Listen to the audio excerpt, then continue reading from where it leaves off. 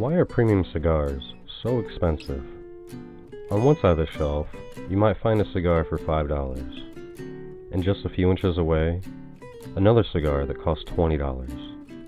Same shape, same size, both are handmade. So what exactly are you paying for? Branding? Reputation? Or is something happening long before that cigar ever reaches your humidor? Because the cost of premium cigar doesn't begin in the store. It begins years earlier.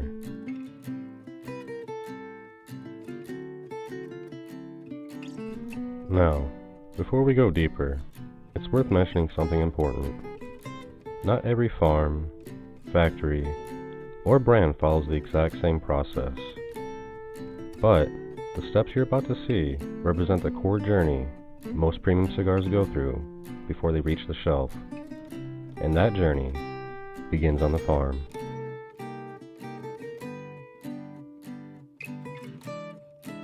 Tobacco isn't grown overnight. A single crop can take months to mature, and the leaves used in premium cigars are often harvested in stages, trimmed from the plant one level at a time.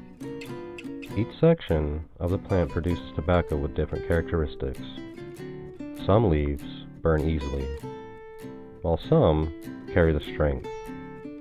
Others exist purely for aroma and balance. Entire fields may be dedicated to tobacco that won't become part of a finished cigar for years, because growing the leaf is only the beginning.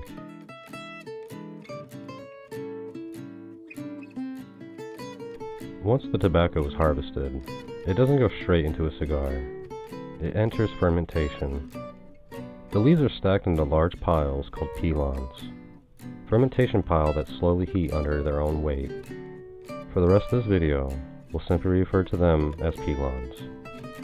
Inside these pilons, something remarkable happens. The tobacco slowly heats as natural chemical reaction begins to transform the leaf. The smell changes from raw, grassy tobacco to something deeper, richer, and far more complex.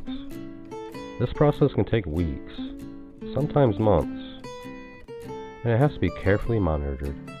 Too much heat and the tobacco can be ruined.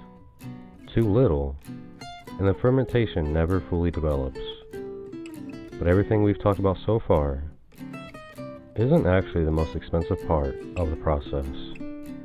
The real cost begins after fermentation.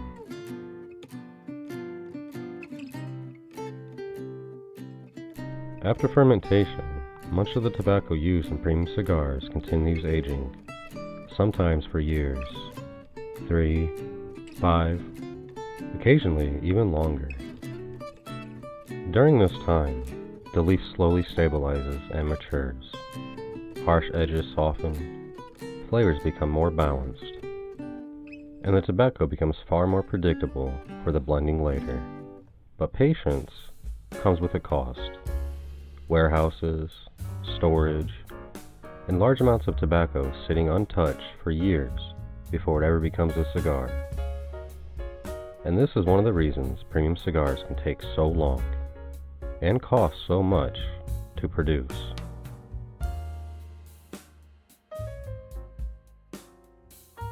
Once the tobacco has matured, the next step is blending. This is where a cigar's identity is created. Master blenders combine leaves from different farms, different primings, and sometimes different harvest years. Their goal is simple in theory, but incredibly difficult in practice: consistency. Because tobacco is an agricultural product, rainfall changes things, soil conditions change things, even sunlight from one year to the next can influence the leaf, which means maintaining the same blend for decades requires consistent adjustments. And even with all this effort, perfect consistency is still incredibly difficult. As we mentioned in our video about why a $20 cigar can sometimes burn worse than a $5 cigar, even the most respected cigar houses occasionally produce cigars that don't perform perfectly.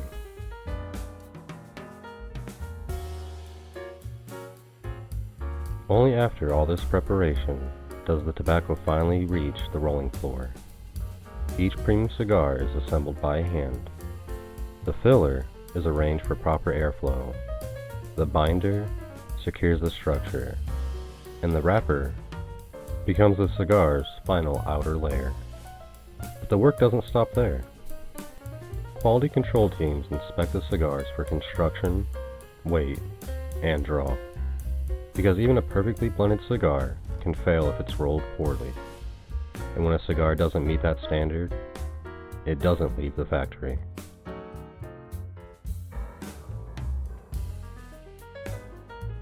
Once completed, cigars begin another journey. They are packaged, shipped internationally, stored by distributors, and eventually delivered to retailers. Along the way, there are import taxes, transportation costs, and storage requirements to keep the cigars in proper condition.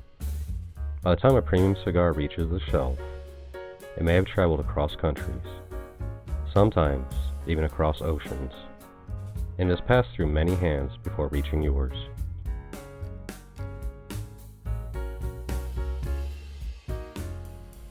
So if producing a premium cigar involves farms, fermentation, aging and blending, rolling, quality control, and global distribution, how can another company sell something that looks almost identical for half the price?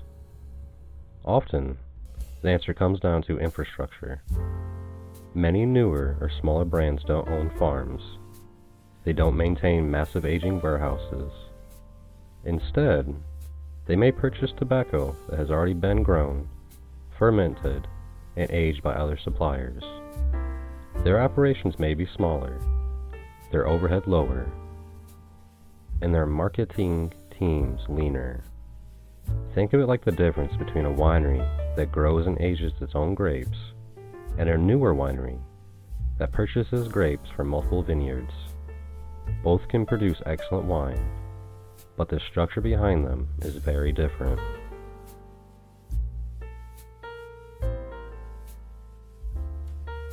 Every cigar carries a story long before it's ever lit. And the next time you're standing in front of a humidor, looking at rows of cigars with different prices, different names, and different histories, it's easy to see them just as products on a shelf. But behind every one of those cigars is a journey that likely began years earlier.